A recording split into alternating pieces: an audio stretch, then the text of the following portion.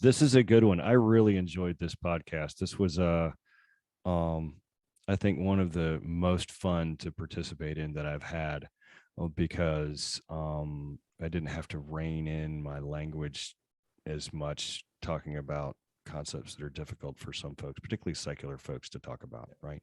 um and I don't claim to be particularly religious. Like, I don't go to church regularly, but it has always driven me nuts that, like, the particularly folks in the, sort of modern atheist or post-rationalist spheres, like, don't understand the value of the program. And they're all screaming about coordination problems when we've had the solution for coordination problems for tens of thousands of years, if not longer. And you want everybody to act the same. Hey, I got an idea. Right. And then so it's like the one strongest tool they have to solve the problem that they've been thinking about this entire time is they're just scared to use it. And then on the flip side, there's some legitimacy to being scared to use it, because if you make a new one, that's dangerous territory, right? Anybody who, I would say the ratio of brand new religions that turn into awful and unproductive sex cults is, like, noticeably high, right? So it's get this thing going. Hi, this is Paul, and I have a special guest this morning, BJ Campbell. I first noticed BJ Campbell's work on the Rebel Wisdom podcast, and then I got in touch with him, and a bunch of people who follow me immediately jumped on this and said, "Oh, I've been wanting you to talk to him." So there's a lot of anticipation for this. Well, let's begin. I usually do more biography than a lot of people do, partly because of the issues that you point out. I think instead of you being just this two-dimensional face on a screen, part of biography is to make you more real, more physical, more human. So why don't you begin by telling me a little bit about yourself? Okay, I'm a civil engineer. I own my own practice. I work in the land development sector, and I'm a specialist in hydrology. So basically kind of how land development impacts stormwater flows and floodplains and things like that, water quality, EPA kind of stuff, to make sure that land developments proceed in the most economical and environmentally sensitive way possible per regulation. That's my professional space. How did you get into engineering, and why? I grew up on a construction site. My father was a equipment manager for a heavy construction company. I drove my first bulldozer when I was 7 years old. And it was not a small bulldozer. It was like a Cat D3, and I was the only guy on it. But, so I have a 10-year-old son, and I look back at my father and I'm just like, oh my God, what was he thinking?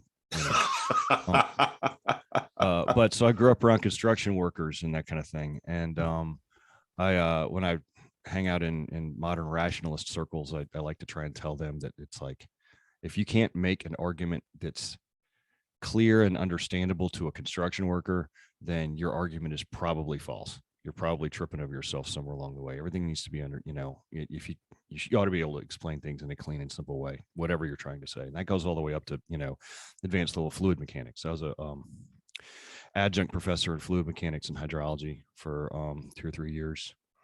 And that sort of thing. So I've had a lot of that stuff. Personally, I was originally raised a Quaker. Oh. And so a lot of those teachings kind of spill into my thoughts about, religion and ethics and things like that. Although I don't practice anymore, I don't feel there's very many good Quaker meetings in Atlanta where I live now. I got 2 kids, and I'm a widower. And that's it. My wife passed away in 2019 from early onset colon cancer. Oh, I'm sorry. So that's about my space now. But that's, before I jumped into all of this kind of, I don't know, like podcasting and blogging and conveying high level thoughts about garbage, that became one of my hobbies during my wife's chemotherapy, to try and just break away from reality and try and make sense of things that were not my personal, right? And in 2018, the great national pastime was arguing on Facebook. I feel like it might have gone down a little bit. Maybe it still happens. Maybe I just was able to successfully divorce myself from it. But back then, the great argument was about guns, right? Gun control, Second Amendment, that kind of thing. And I'm a very pro-gun person, and so I formulated a bunch of arguments for Facebook discussions that unpacked the way the left of center media was lying with statistics. Like, just sometimes they were just bald-faced lying. Like Vox was particularly bad about this. You'd read it and you'd make yourself sound. You'd feel as if you're an intelligent person for reading it, but what actually they were doing is literally and intentionally fooling the reader. So I wrote up a couple of long things that I could cross post into these arguments, and nobody ever reads a giant wall of text in Facebook. So I put it over I looked for a place to host it. I thought about starting a website, said I found medium.com. So I stuck it there. And they went completely viral. My first article got 250,000 hits. Wow. And I was like, well, shoot, I guess I got to write another one. So I wrote a series of 5 or 6 of those about gun policy, specifically about gun statistics and how the gun policy discussion was failing to understand the basics of reality. And got a lot of traffic from that. And that's still probably where I get most of my traffic. As a writer, I'm published in Recoil Magazine. I've done the only time I ever hosted a podcast kind of thing was for Recoil TV, where I hosted Michael Siegel, who was one of, in my opinion, the preeminent gun policy researchers in the world. So to have somebody from that side of the fence come onto Recoil and have an hour-long discussion about statistics was, I think, very special. I don't know how much traffic it got because most people who go into Recoil are like just looking for gun reviews. But so I've written a couple of articles there. I shifted over to Substack beginning of the year because there was the great, fear of censorship and whatnot, part of it. And then the other reason why was I used to make a fair chunk of money on Medium when there were people from both tribes on it. But once they started doing their editor curation of their front page, they just kind of like picked a wall of woke stuff that drove the red tribers off. And so then I was not getting as much traffic anymore, right? They made an editorial decision to pivot one direction with their clientele, and their clientele didn't want to read my articles, even though when I write them, they're very clean. They're not culture war at all. My tagline over there was conscientious objector to the culture war. I look at the culture war kind of from a prepper standpoint. It's like preppers don't want to participate in a war. They just want to make sure they're safe when the war happens, right? So my solution to culture war is like buy more bullets and keep your eye on the horizon and move if you have to, right? That's it. I don't want to participate in it all, but that also gives me a unique lens to look at the kind of thing outside of what you see out of a lot of like the intellectual dark web kids. Like if you're going to try and pick a woke analyst, the guy who's done the most work on the subject is probably James Lindsay, but he's in a daily war on Twitter, so that colors his perception, which means he can't be a really good analyst of it. And I think that he misses a lot of stuff because of that. You know what I mean? So with the Substack articles, the Medium articles, they weren't all about guns. They're probably only about a quarter about firearms now. A lot of it is cultural analysis, specifically focused on woke analysis, what kind of why the woke engine works like it does and what is likely to happen with it next. I've spent a fair amount of time on COVID since COVID happened. Because there was, again, my space is trying to look at numbers and analyze numbers. And it's like, there's a lot of misrepresentation of numbers in order to generate clicks in that space. And this idea of, our old media space pivoting over into what Peter Lindbergh calls outrage porn, I think is something that's fundamental to everything that my blog does. It's the first thing you do when you see a headline is this headline generated to make me click on it? Then it's probably a lie. And then start from there, and then work your way out to figure out what they're lying about, no matter. And that's not necessarily just a blue tribe oriented thing. The Reds do it too. Everybody does it. So they can make money because we've moved over to a penny per click business model, right? That's the engine that drives a lot of I think most of the division in the country right now. It's just that particular media business model. What do you mean That's, by a lie when you say it's probably a lie? well, if you've got a headline and it says, if it makes you angry or enraged, or it triggers the kind of emotions that would make you want to share it, chances are pretty good, if you did some research into that, they manufactured the story in some way or another. They either goosed it or it's completely made up, like MAGA hat kids or whatever. And it's going to take you some time to dig to the bottom. You're going to have to go and find other media sources that aren't just self-referential. What happens nowadays a lot of times is one person posts something and then everybody grabs it. Like, I'm trying to think of a good recent example. What James Lindsay calls woozling. You make the loop around the tree. Right. Yeah. So like a good example recently, I think, is probably NPR coming out with a thing that's saying that who is it? One of them didn't want to wear a mask and the other one did want to wear a mask. And there was this giant thing where the justices were fighting about masks, and the entire Supreme Court came out and said, no, that's a lie. But by the time NPR printed it, it bounced through every other media outlet because they wanted to get their share of the clicks too, as reported by so and such at NPR, et cetera, and then as reported by them, and then whatever. So then they all make a bunch of money off of this made up thing, and then nobody holds them accountable at the end. The times that media has been held accountable for this practice are so incredibly small that it's still in their financial best interest to keep doing it. So that's what they do, and like that's step zero to understand that the world that you see out of your phone is not the real world, right? As we pivot over to a deeper and more egregious cell phone addiction in the country, these problems are going to get worse, not better. And I don't see any solution for cell phone addiction, So that's the kind of topics. And then when we get really deep, this is the stuff that I think you and I are probably going to end up diving into, although I'm sure we might wiggle around in the woke analysis space during the discussion, is when the entire world pivots over into a cell phone addicted lifestyle. What kind of space is that? That's a space that is not real. And that means that space itself can be manipulated. And it also means that cultural interactions within that space are going to be different, and that has impacts. Not just, it has impacts for stuff as simple as diet, but stuff as deep as religion itself, right? So that's what we had to scratch about at HWFO.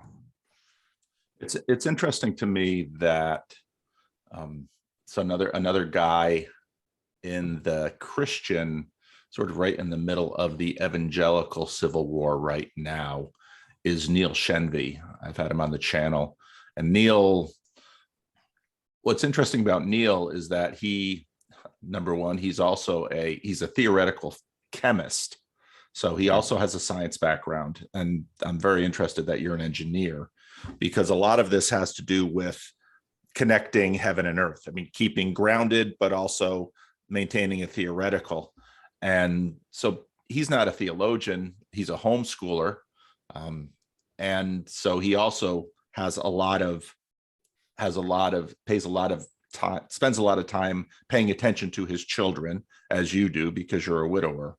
Right. And he, in that space, in the evangelical culture war space, has been just really brutal, because he's sort of been a code checker, and people knock him because he's not an analyst, and he doesn't pretend to be an analyst. All he does is he looks at the text of sort of progressive evangelicals and compares it to older texts or to critical theory texts and says, these people are simply taking the same text. And I think in the context of this media space that you're describing, there's that media space is so powerful, it just completely recalibrates the filters of people's hierarchies. So if you want to sell a lot of books even as an evangelical, you'd better sort of sound woke light. You can't really go all the way and dismember certain boundary markers, such as the nuclear family or something like that. But if you can go right up to the limit, you can you can sort of get caught in the draft and really, and I think you're right, get a lot of promotion in terms of these engines. I mean, one of the things that I discovered very quickly when I started playing with YouTube was, yeah, clickbait works. It just does. And the incentive structures for these are pretty clear. And especially if, in my case, I have a day job, so I'm not financially dependent on the YouTube algorithm for anything. I could shut down my YouTube channel tomorrow and I'd be just fine. I still have my day job. But if you're running a media company where you have employees, where you have, especially if it's if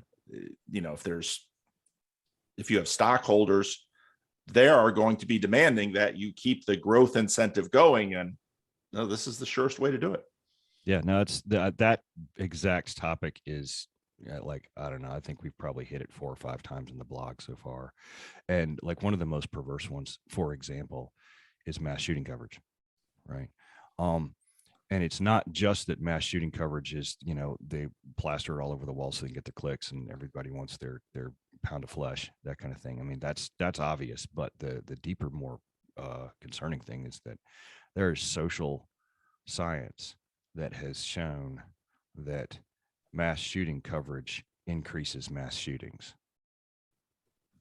In the same way, like, for instance, they did this kind of science was really boiled out of like San Francisco, and I think the 1970s. I could be wrong about the dates, but everybody's jumping off the Golden Gate Bridge. I mean, it was just like every other day there's another person jumping off the Golden Gate Bridge.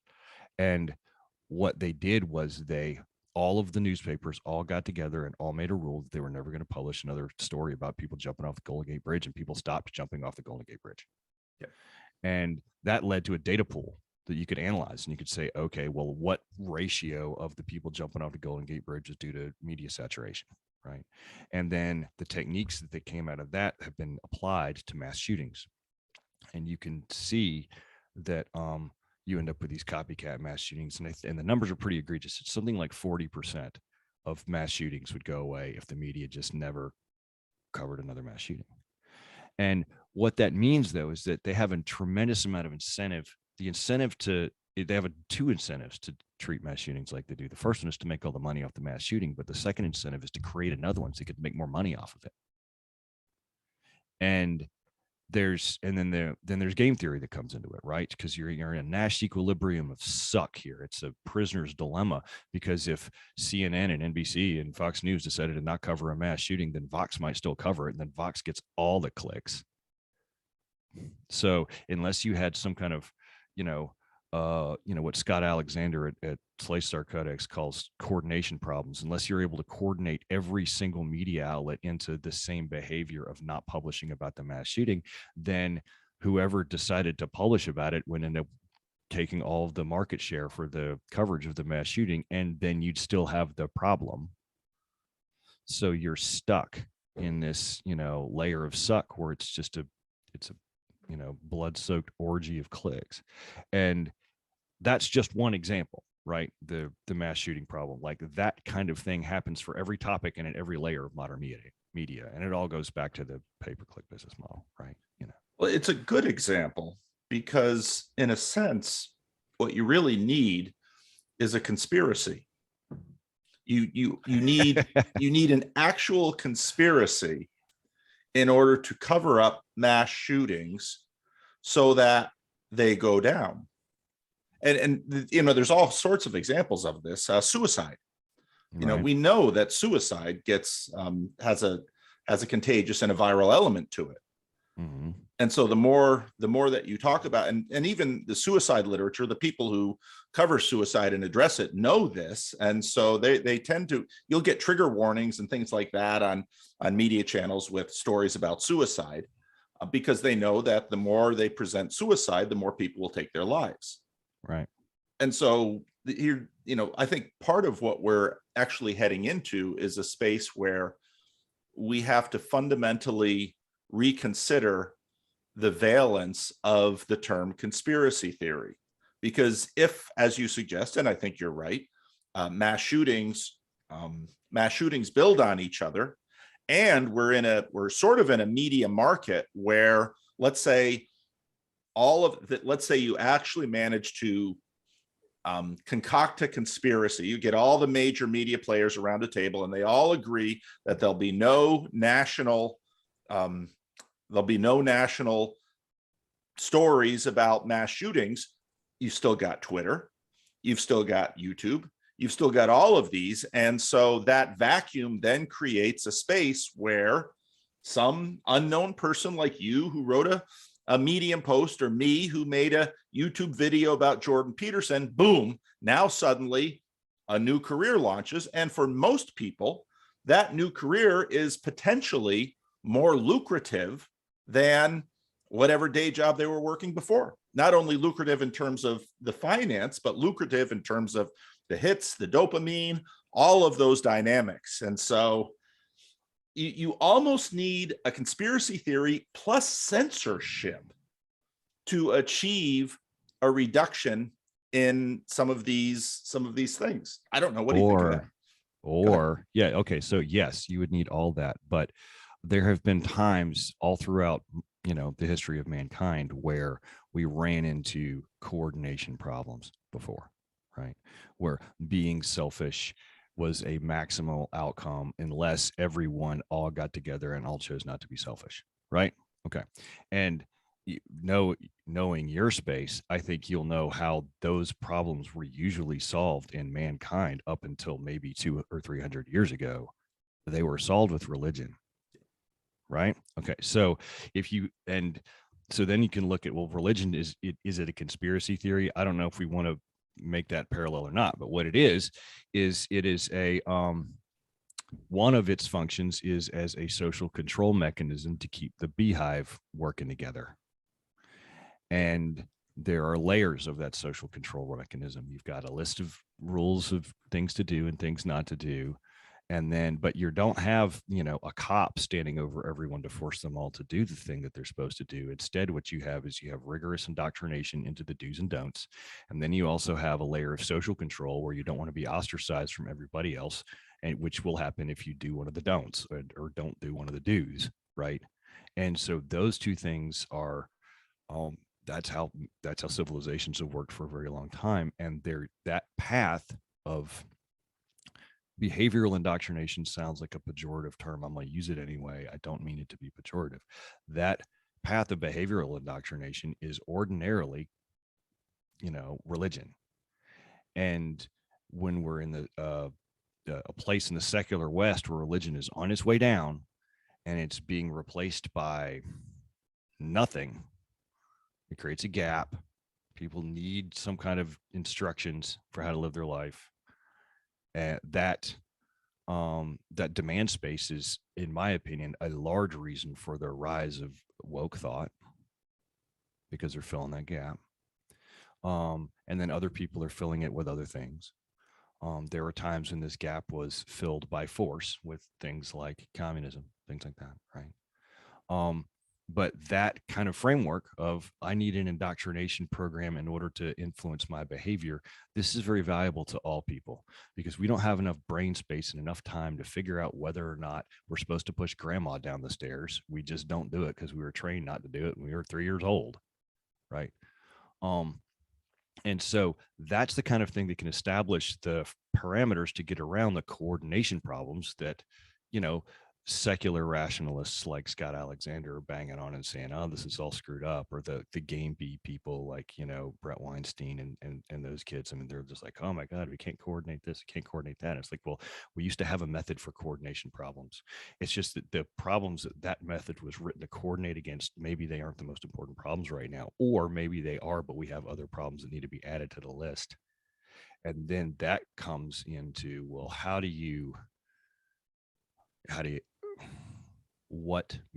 by what mechanics does your religion update itself? And that's the thing that I think in the religious space, me and the other readers of HWFO and the other people I talk to spend a lot of time, is that we've already determined that religion is good and religion is right, but there's going to be a new version of religion that pops up to deal with this stuff. And what does that look like in the 21st century? Like it's going to have a different framework. And whoever figures that framework out, they're probably going to be rich, but they're going to be a lot more influential, right? You know what I mean? And so we scratch our heads and try to figure out what that's going to be. And that's kind of the stuff that I never get to talk to in any other podcast, right? It sounds like you're building a cult, you know? Well, it's very much the topic in this little corner of the internet. That's what I thought. It was something like that. Yeah. John Vervicky.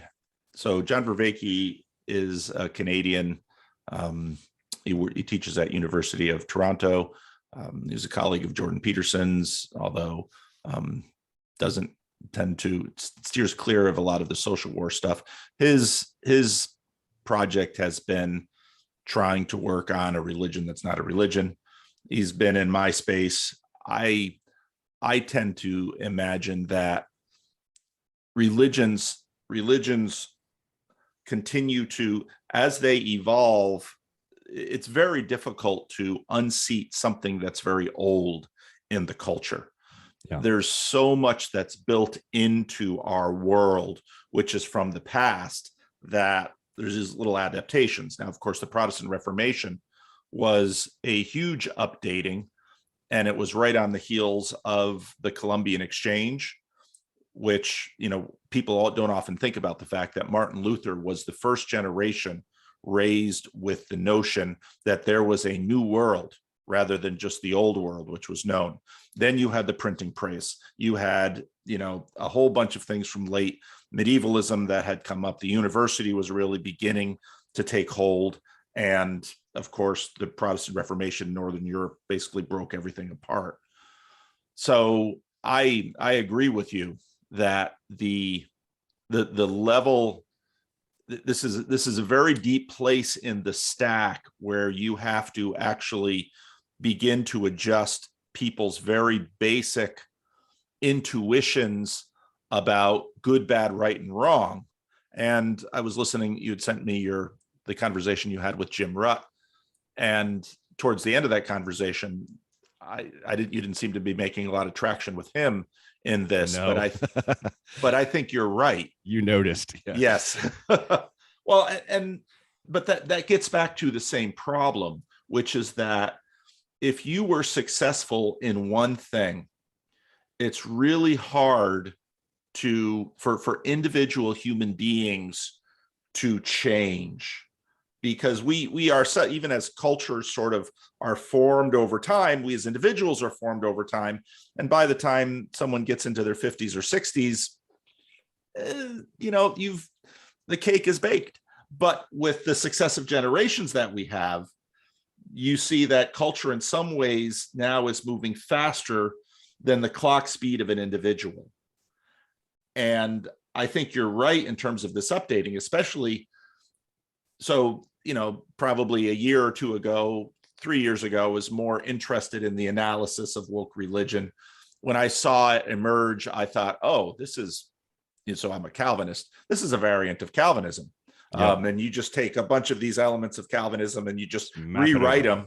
And yep. It's like, well, there it all is. And I've seen all this before. There's certain elements that are missing. They don't really have a redemption. They don't have redemption entirely, which is a really scary element to not have. Yeah.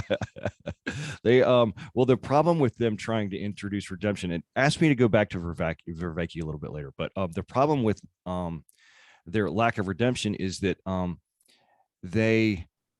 the woke religion is rigged to update very quickly. Right. They're one of the things, and this is something that I think Lindsay doesn't get. I don't think he understands this at all, that the truly addictive and thing about the woke, you know, followers, the thing they really like about it is that they are part of the process of generating morality in real time. Right. They love that.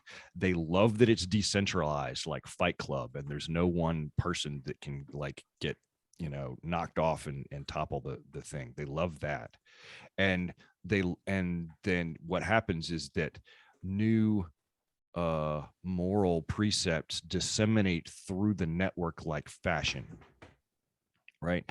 And so what that means is it's got all the same dynamics as fashion. So if you're closer to the central node of wokeism that came up with a certain, I don't Latinx or whatever it is thing that they're doing, right now, they, if you're closer to it and you're the first of your friends to adopt it, then they adopt it from you, then you're generated a higher social position within the hierarchy, just like people who come out of New York after Fashion Week, right? And so but the thing is that it adopts quickly. And because it goes quickly, their Overton window of acceptable behavior is constantly moving. And when it moves out from underneath somebody, then they get canceled. That's like Rachel Dolezal, right? She was doing everything right according to wokeism, and then the woke changed the rules out from underneath her and then canceled her for pretending to be black. And then she wrote a book afterwards that was all about how they should go back to the prior woke operating system, right? Because she liked that one. So they don't have there's no good redemption mechanic in it, because it's difficult to install a redemption mechanic, because what level are you redeeming to, right? Now, the flip side is the fact that the Overton window is always moving means that in the long game, everyone gets canceled, because at some point you will have done something that was outside the window, right? So I think that's probably the biggest current failure with wokeism, with woke as a religion. But the thing about it is, and this is what Lindsay and all those guys, they just like to beat on the, like to yell about the fact that genders aren't infinite, or that there's not 37 of them, or that whatever. But attacking the woke organism on a issue by issue basis is like punching water, because all it has to do is update around your punch, because the updates happen so quickly. It's like Tai Chi of religion, or something like that, right? It's fourth generation warfare. And that's why it's so successful. I think one of the main reasons it's so successful. And you can't beat fourth generation warfare concepts with third generation tools. And that's the thing that when all the anti-woke folks, I think they're all pissing up a tree. I don't think that they realize what they're dealing with. And I think that if they were to try and deal with it in some way, they would need something that can also update on the feed. Right. And what does that look like? And what do you build it around? Can you build it around a different seed crystal than postmodernism, and maybe it'll work better? That kind of thing. That's where my headspace is at with it. I mean, let's go back to Vervicky before we forget. So I'm not as familiar with him, but I'm familiar with several different attempts at religion that isn't religion, right? And the basic idea behind that is to try and get the atheists on board, I guess, right? The thing that you mentioned is that these deep structures have been there for a long time. And it's not just that it's hard to get people to abandon them and pick a new one. It's that the old ones have value, right? And this is one of the reasons I think that Christianity propagated on the backs of European paganism when it first, spread through Europe. It was like they mapped the gods over to the saints, and they mapped the Yule thing over to all of that was mapped, and it was crossed in the same way that wokeism is doing with Calvinism, as you noticed. Okay, they're pulling a trick out of the the Christian playbook there, right? The reason why that stuff works is because the kinds of concepts that were working within European paganism didn't have to get scrapped, right? Maybe they just they changed the name tag on a lot of it, but they kept some stuff that works. Now the wokes have not put this thing together in a way with any kind of thought, other than if they put it together with thought, they would have made sure that they had the redemption mechanic in it, right? They would have said, these are the things inside Calvinism we're going to steal. And instead, it's a flawed beta test of a new idea, because what is happening with it is it's the only things that get adopted into the woke program are the things that let it spread faster, right? Because it is also effectively the same thing as this media thing. It is the thing that gets the most clicks gets the most traffic. It's just traffic in the morality space, right? So they've built their thing based purely on what is the most popular within their bubble. That's why you have healthy at any size. Like, there's no good reason to have healthy at any size in any kind of moral framework ever, but it's popular with them, and so they grabbed it. right? So the what we see out of the woke is basically something that is just like eat all the sugar. Right. And instead of putting together a meal plan, and because of the way it's set up. Now the problem is that the problem you're going to have trying to overtake that morality space in the overall culture is that this is the same problem you have with our diets right now. It's hard to compete with eat all the sugar. So what Well, do you do? I think you're right. And it could be that perhaps not having the redemption mechanic is a feature and not a bug, in at least to some degree, because Over the short term, yeah. In the short term. Yeah. In the long term, it's difficult because it's sort of like a grass fire in California. Yep. It burns itself out fairly quickly. And after you have canceled enough of your own insiders, they begin to, and then the question is, where do they go? And I think what we're going to see coming is this weird world in which very ancient things come around again. And I think you're exactly right about, I was doing some thinking about what happened to shamanism, let's say, why animisms, shamanisms were just so completely obliterated by this handful of major world religions. And you're right in that the mechanics of the pre-axial age religions didn't really go away. They, in many ways, were integrated into the world religions so that, for example, Christmas happens around the winter solstice and we put up Christmas trees, and except for a few on the fringe who are really code checking about certain specific things, nobody cares about the roots of the Christmas tree or the date of Christmas and Easter, because the world religion sort of absorbed these things and said, we can be flexible about the date of Easter, but and we can even be mythic about the perennial meaning of Easter as death and rebirth. But and so that in that way, world religions tend to add via the accumulation of these fairly predictable human deception biases that we have. Well, it's in some cases, right? I mean, that was certainly the case in Europe. It was not the case, as far as I'm aware, in the Americas, right? I mean, the Aztecs we didn't leave Aztec religion in place in any way whatsoever. When I say we, I mean the Europeans didn't. They came in and they killed everybody and they took their stuff, and they did not want any of that left over. And the Aztec religion was very foreign and very strange, but at the same time, very successful at what it was doing. I mean, they had colonies as far north as New Mexico and as far south as Colombia. They had a very complicated economy, had a very, rigorous hierarchy. It was modeled more closely off of or along the similar lines as the Egyptian pharaoh model, but it worked, and the Egyptian pharaoh model worked for a very long time too. So it's like, did Abrahamic religions easily map over onto the pharaohs? Like, not really. But they managed to, once they got into Rome, they managed to cruise through the pagans. And it's probably because there's probably more underlying alignment from a value and a moral, structure with those folks, I guess. I mean, I'm not a religious scholar, but I would imagine, just as a layman. No, I think that's a fair pushback. I think it's also true that, and this is why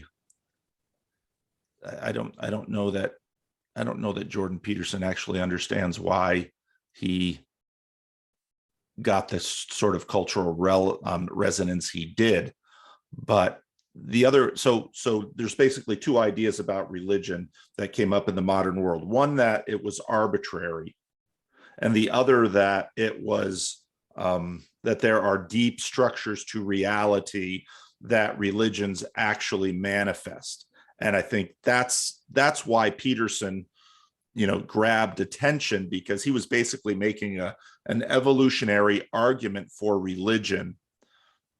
And so then from the evolutionary model, the argument would be that the reason Christianity was able to, in some cases, absorb and exact elements of pagan religion for its own benefit, and in other cases obliterate, was because there's a reality beneath this, that finally Aztec religiosity would be a loser religion. It's not going to be able to compete, partially because of some of these structural things and I think you could make an argument, given the timing of the human colonization of the Americas, that basically Aztec religion didn't have to face.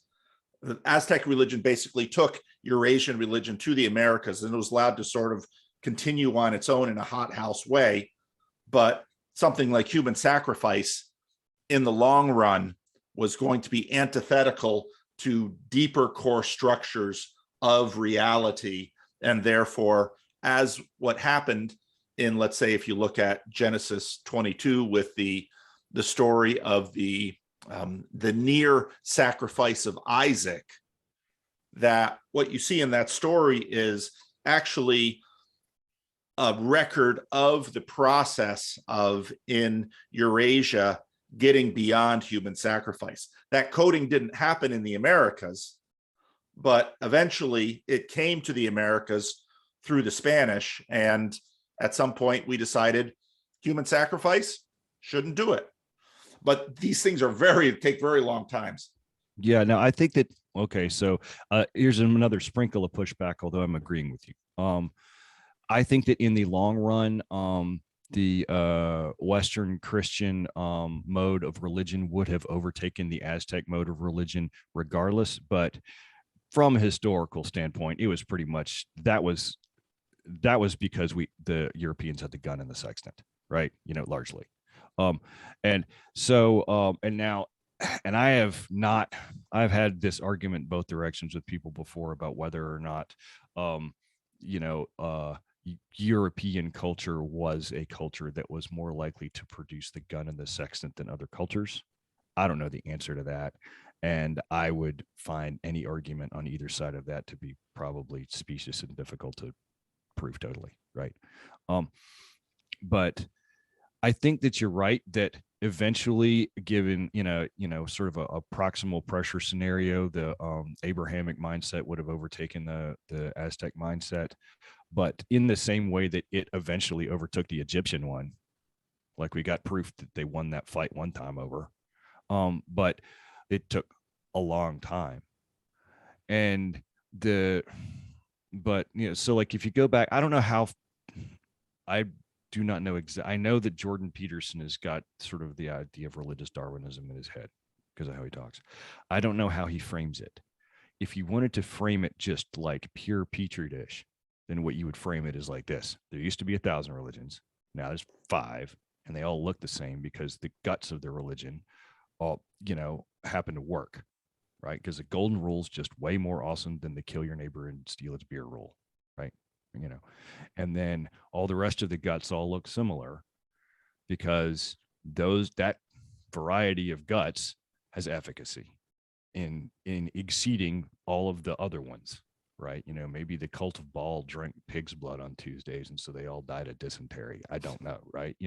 But something like that caused them to get knocked off, and then the cult of Yahweh, it's like, hey, we should bathe every morning because and that's what baptism was, and then helped them out with germs. You know what I mean?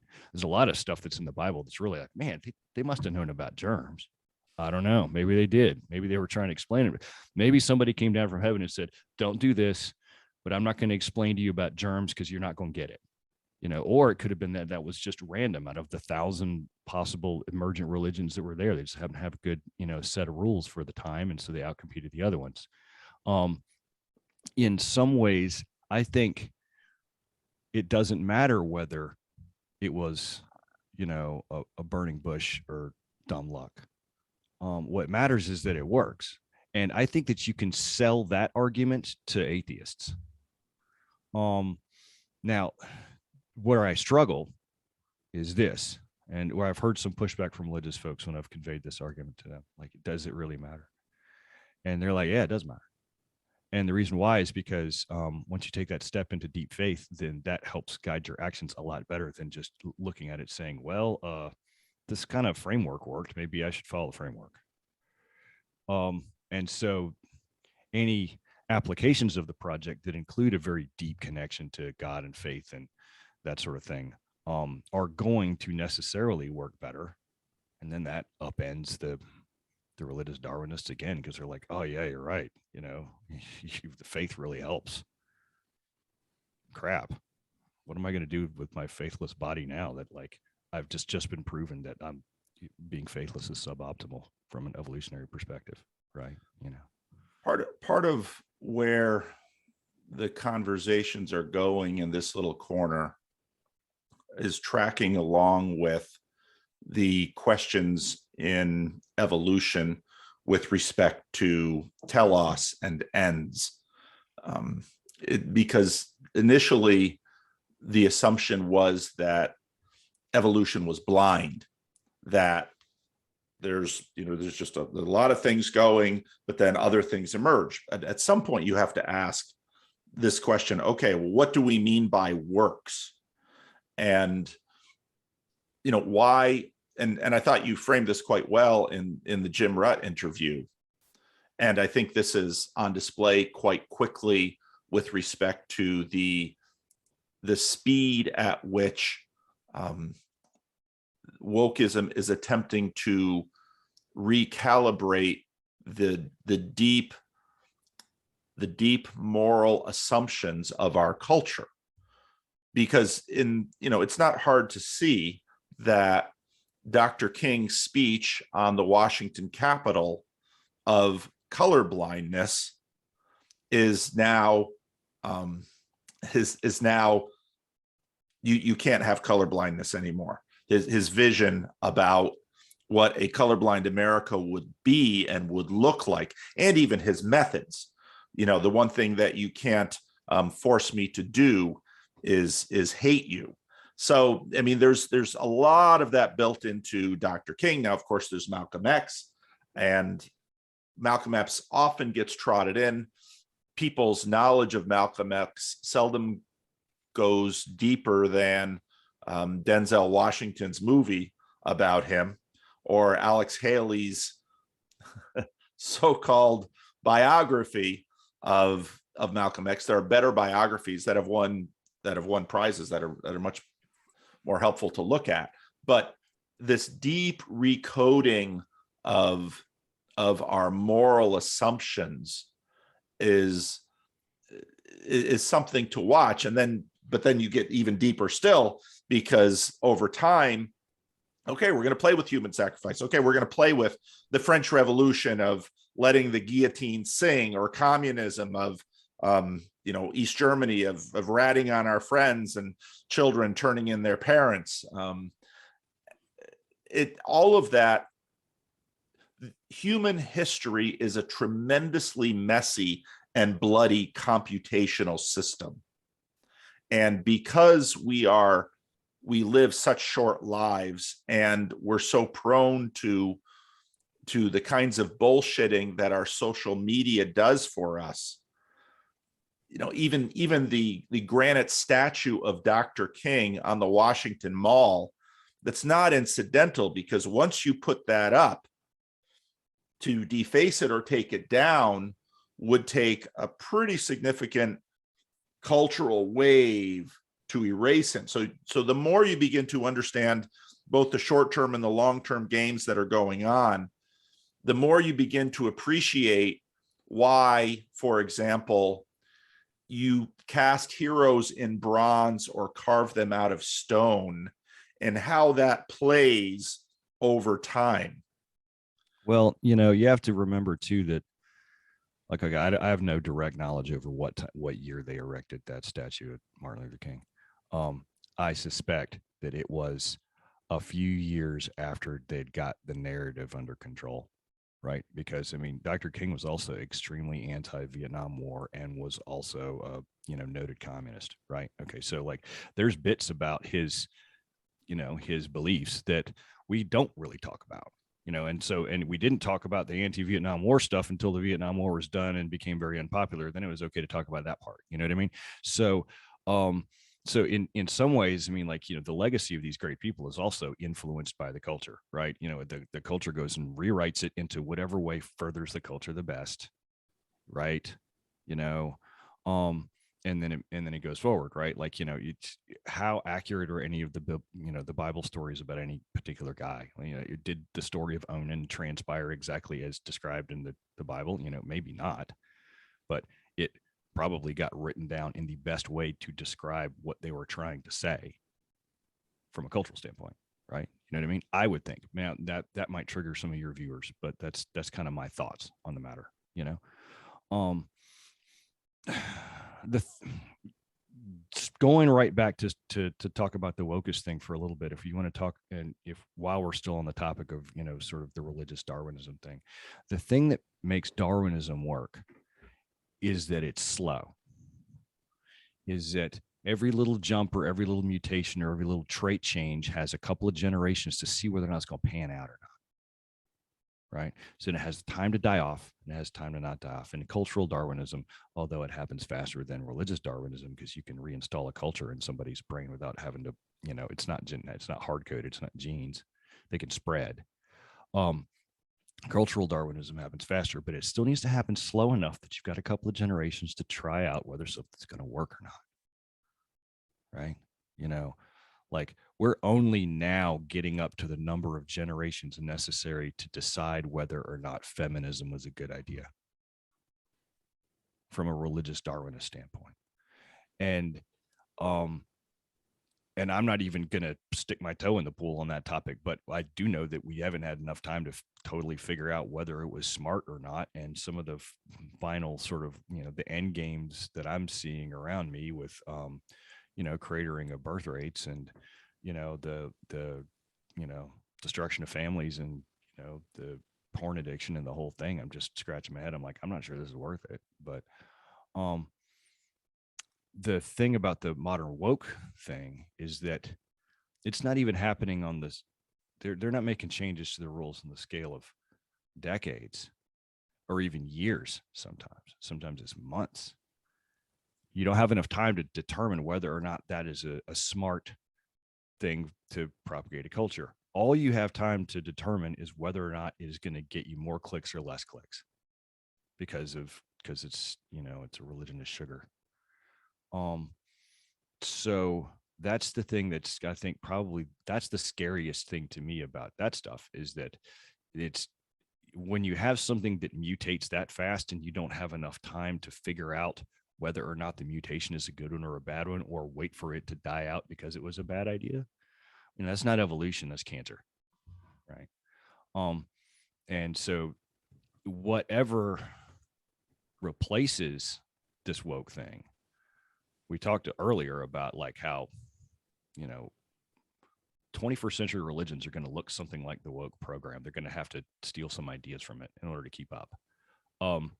Whenever they steal those ideas, the first thing they got to do is they got to figure, they have to keep that under control somehow. There's got to be some kind of test. There's got to be some kind of way that you can determine whether or not an update is going to break the machine or not.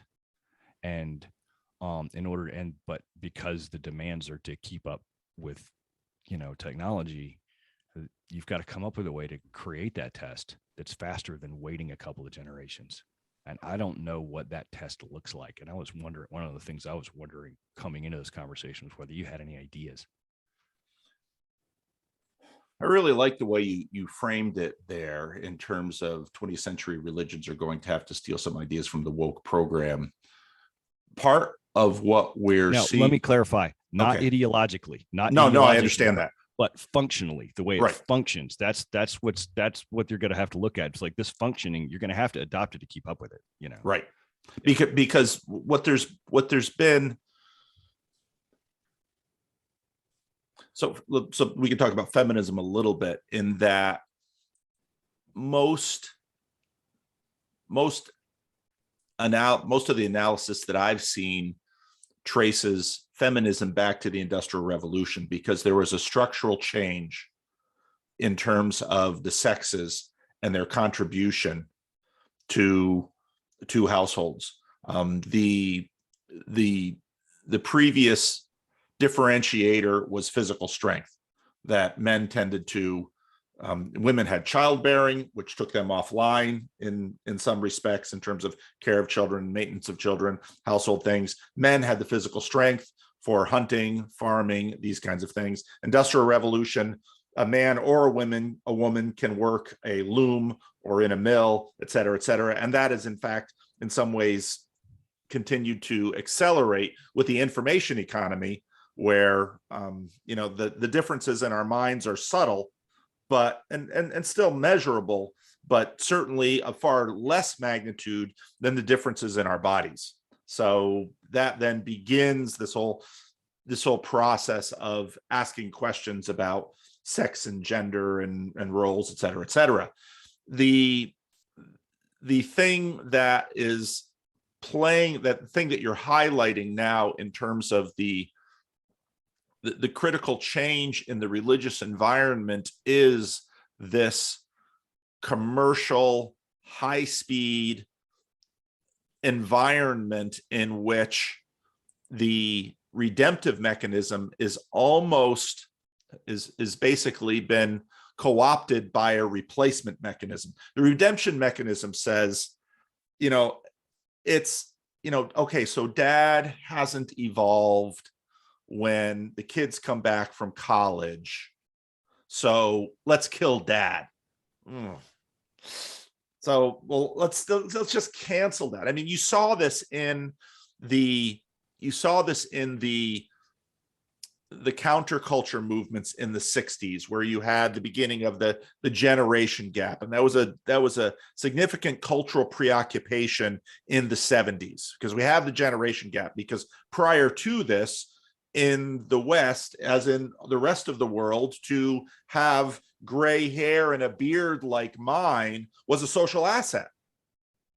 And not only now, suddenly, if I were really concerned about creating a cult, I should make sure I shave. I should probably just shave all my hair and not keep this gray stuff on the side, because this just says I'm old, and old means it has a moral valence. It has all of these valences. Okay. So we're in this functionally different religious context. And I think you're exactly right that religions, the old religions, are going to have to figure out how to respond to this change in the context, in the same way that Europe had to respond to the Columbian Exchange, to the development of the printing press. And there are dozens more significant changes that happened by the 16th century that sort of reached critical mass and a tipping point. And so you're right in that it's not the content of wokeism necessarily that religion has to grapple with, although that has to be dealt with in the short term. It's the mechanics of this environment where, in the words of, let's say, Rebel Wisdom, sense making has been disrupted. And the deep assumptions, and that's what you're getting at with respect to a deep analysis of, let's say, guns or COVID, that, I was listening to a tech podcast where the person just said again and again and again, Joe Rogan says vaccines don't work, but science says vaccines work.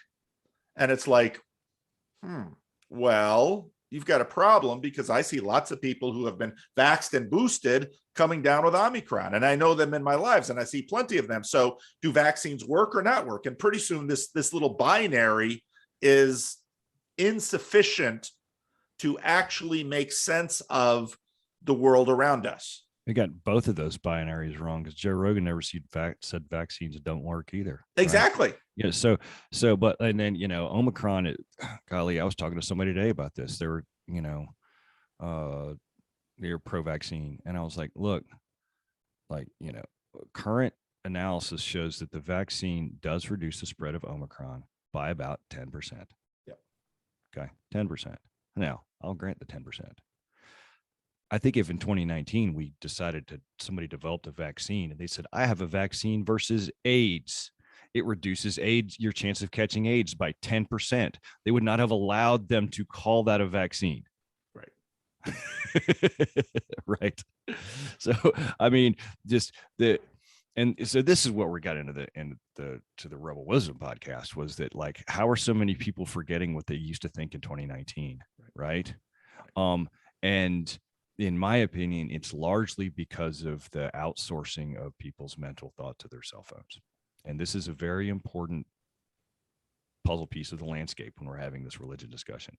And the greatest way I have to describe it is Google Maps. So when I navigate, my phone navigates for me. I used to be able to get everywhere I needed to go in Atlanta without a cell phone. Now I will often plug my Google Maps on just to get to the gas station. Okay. Why? Because that portion of my brain, I think it's probably right around here, that used to be dedicated to road navigation, is dried up to nothing because the phone does it for me. Right. And so we have other things that are like the phone does it for me, like remembering recipes. Right. Or, other things like that. The phone has started to do this stuff for us. And so those portions of our mind have dried up. Now, maybe that opens up our mind to be able to think about more and deeper stuff or something, but we would be completely full of hubris if we said that the only parts of our brain that we were outsourcing to our phones were recipes and road navigation. Right. And there's a large number of persons that have outsourced morality to their phones, because what we used to do with religion was, and many of us still do, but is outsource our morality sense making engine to church. You had once a day, once a week, that you got your update, and you got your, you made sure that that portion of your brain was squared away, and you followed it that way. So lacking that, people are using their phone as that. So that's a puzzle piece. So that's something that is part of the 21st century landscape. So then the question is, this religion 2.0 thing that we're talking about, like, does it fight that, or does it use that? Can it use that? Can it use it in the same way that the wokeists are using it? I don't think anybody in this space, I think the natural reaction among the religious folks is to say, this is a problem, we have to end this. I was like, well, it could be a tool. You gotta be careful with it. That's a very hot frying pan, but you might be able to use it in some way. I mean, in some ways, like, your channel on YouTube is kind of like that, because it's like, on-demand church. But is there a better way to do that? Is there a more effective way to do that? Right. Can religion find its way in the 21st century by correctly identifying the puzzle pieces in the landscape of 21st century thought? And that's part of it, is that people are outsourcing morality to their phones. Well, this has been so if you look at the spectrum of, even so, I know the Christian space better than I know the other religious spaces, although the adoption of Buddhism and Hinduism and yoga in the West is part of this. But so in my little space in the internet, we basically have Orthodoxy, which is very hot now, and Catholicism, and then Protestantism.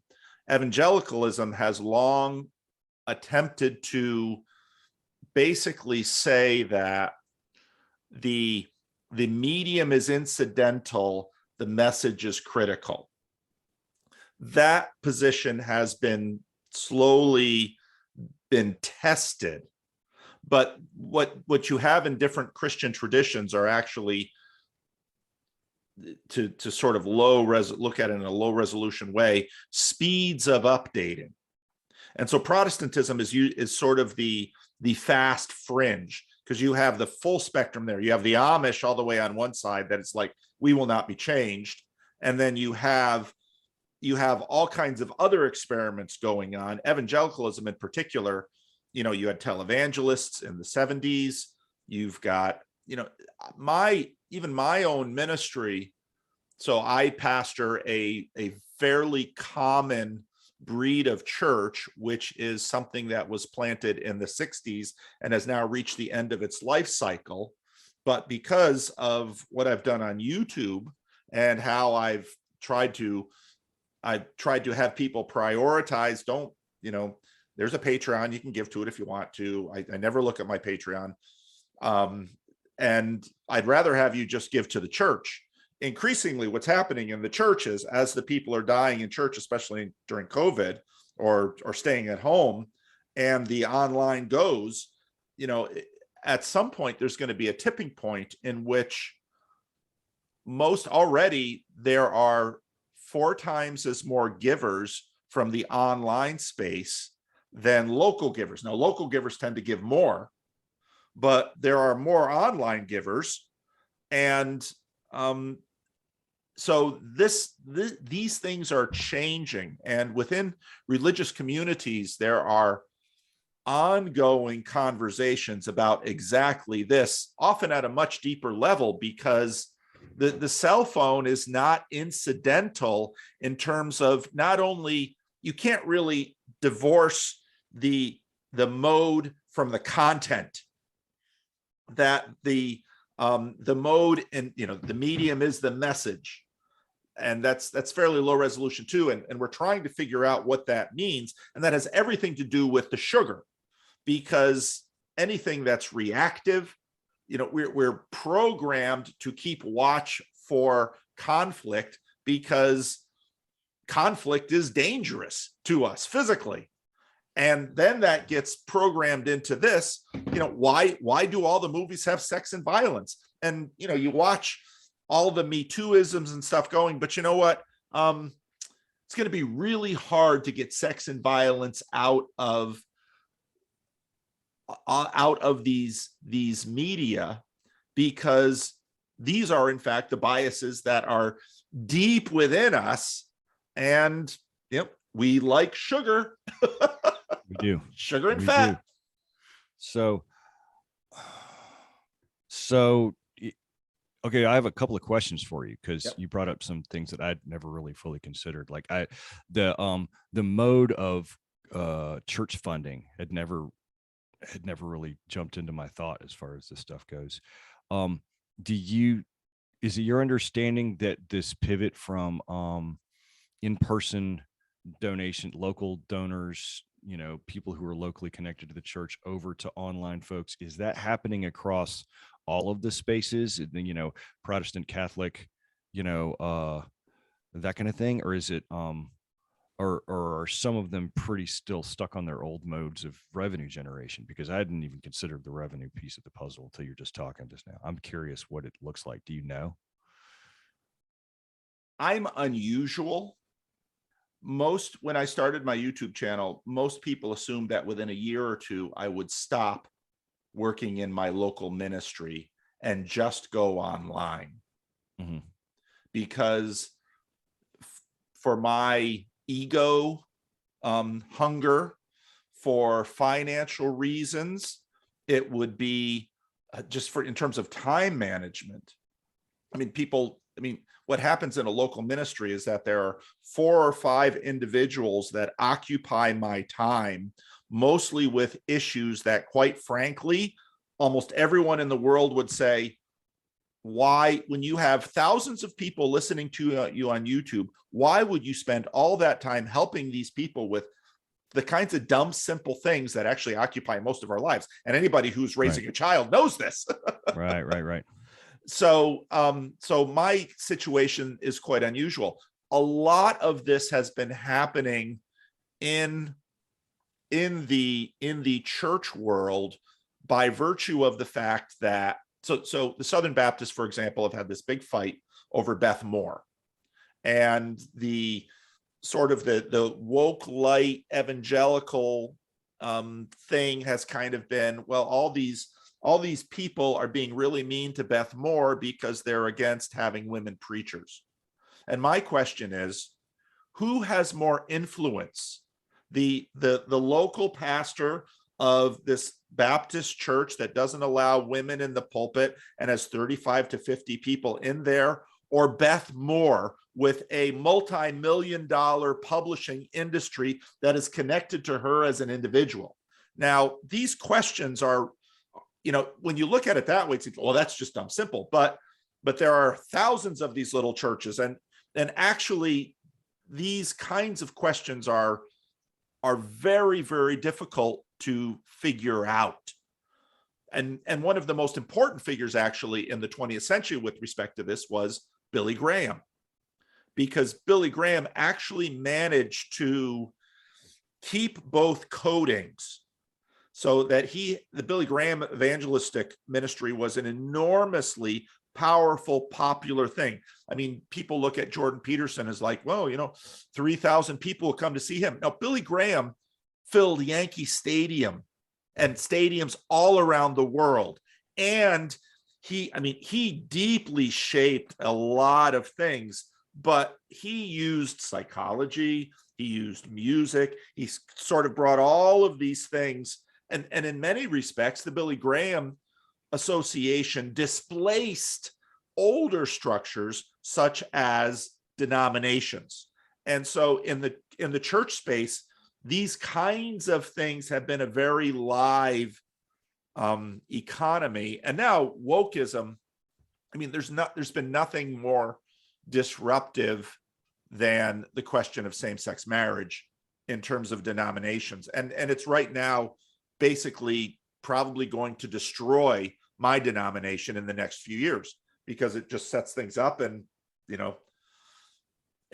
so all of this stuff is being processed by religious communities. Part of the difficulty that we have is that, number one, we're not terribly conscious of ourselves. And that's the same thing that has to do with how I'm being programmed by Netflix. Netflix is the cultural church. And it's inheriting that from the movie theaters. The movie theaters in the 20th century were the cultural church, and churches were increasingly displaced. And the questions are, where does this go? Because the religious formation that Netflix offers, again, tends to be the sugar. And so on the far end of it, what you're beginning to see are refugees from sugar, and they tend to be going all the way back to something, let's say, like orthodoxy, which is, its calling card is, we're ancient. Now, I've got questions as to how conscious the Orthodox are of this space. Jonathan Pajot is perhaps one of the most important Orthodox leaders in America. He's not clergy. Evangelicals have been having this conversation for a while. 5 or 6 years ago, evangelicalism became aware that someone like Jen Hatmaker, who had a major women's blog, actually had more power than many of the formal church structures. Mm-hmm. Because if she said something, millions of women agreed with it. Mm-hmm. So this stuff has been going on in church structures now for a long time. And you're right in that it's accelerating.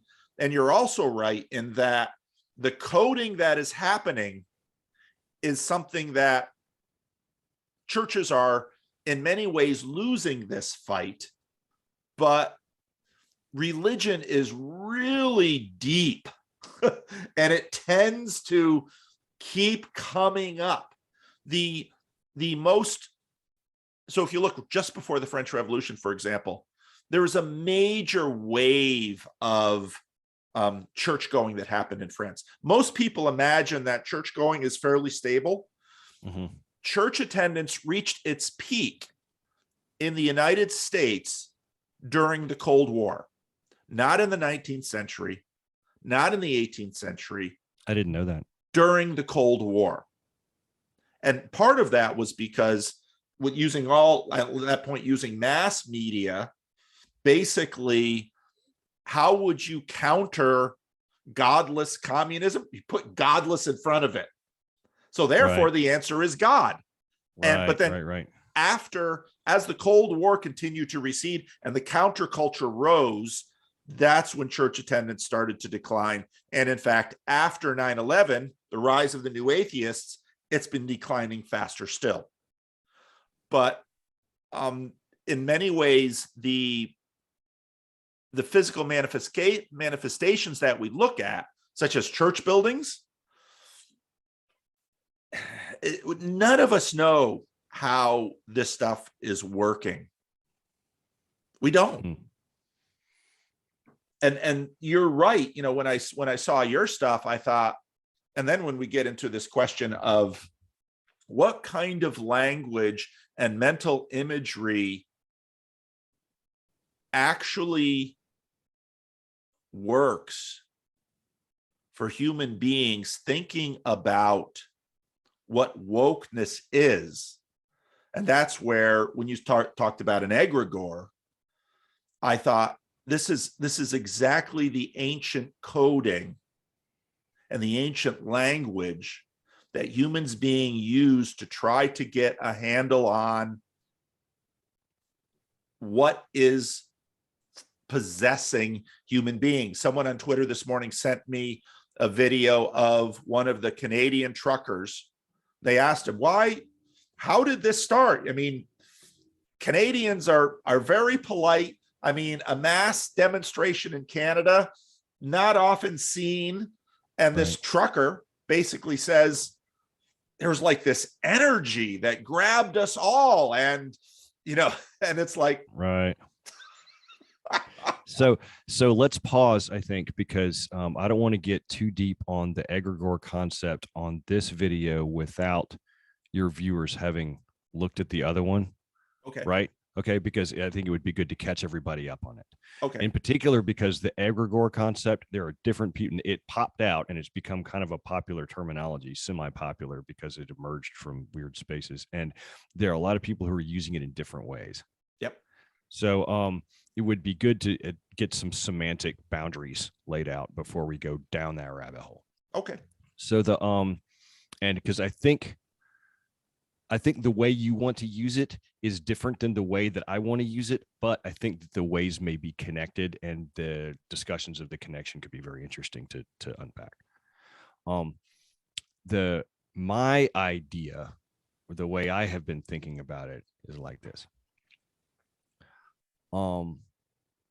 When you enter into social media, be it Instagram, Facebook, YouTube, Reddit, any of these things, what you're doing is you have a feed of information that will be either articles or videos, funny cat clips or angry political, diatribes or whatever. And you either ignore it, you pass it over, or you like it, which amplifies its signal, or you share it, which amplifies its signal more. Okay. Twitter is the most basic version of this. Facebook does basically the same thing. These things became very popular. They added them in about 10 years ago because they found out that it created more engagement. Everybody bitches about the algorithms, but the truth about it is that the algorithms are not necessarily what's causing everyone to tear each other apart, because you still see people tear each other apart on Reddit, and their algorithm is very simple. It's not, fine-tuned to create traffic. It's just up, vote, down, vote. Right. When you end this behavior, people call it doom scrolling. It becomes very addictive. And because what you're doing, in part because you're getting a dopamine fix, but largely because you feel as if you are contributing to a moving the needle a tiny bit with every interaction that you take on these systems. Okay. These behaviors are completely analogous to how neurons behave in a brain, except they're more binary signals instead of sending an entire idea. So the nucleus of the neuron has dendrites that stick out around it. Those dendrites collect signals. The signals come in. The signal or combination of signals that it receives goes through some kind of generator function inside the neuron, which causes the axon to fire, which is a big long stick that then branches out and has connections to 3 or 4 other dendrites of other neurons. And then the way we learn is by these connections between neurons breaking and reforming with different neurons, and also by adjustments in that generator function. So that's how the brain fine tunes itself to be able to do complicated processes. In this similar but not exact same way to tuning an artificial neural network in a computer to learn. Artificial neural networks are webs that are simple and sloppy, and they take a long time to tune. But once you tune it, it can figure out one thing. You can tune it to predict the rains in Africa or to predict a college football score, right? This behavior, as we have, like the social media thing, it doesn't have a tuning mechanism for it like an artificial neural network would. It tunes itself. And every time you've unfriended somebody because you can't stand their feed anymore, you are doing the same thing that a neuron does when it breaks a connection and forms a different one, right? So the thing is set up like a brain. If you step sideways into the AI or discussion, there are 2 different forms, 2 different fields of thought there. One of them is that you could not build an artificial neural network big enough for it to be a thinking being. And then the other one is, if you make something big enough and tangled enough with enough processing power, it's going to become self-aware. Okay. So if you presume that the amount of information conveyed by a like or a share inside the modern social media networks is of no more value than a 1 or a 0, then then the internet right now, social media organisms right now are thinking on the order of a bug. If you presume that every picture is worth 1,000 words and we have a deep concepts embedded in image memes and things like that, and maybe it's not 1,000 words, maybe it's a million bits, then it's thinking at a level much higher than a human right now. But if you look at it, and you'll have different brain structures inside this overall brain, right? You've got your conservative bubble, and you've got your liberal bubble, and you've got your Bangladeshi bubble, and you've got whatever else you might have, right?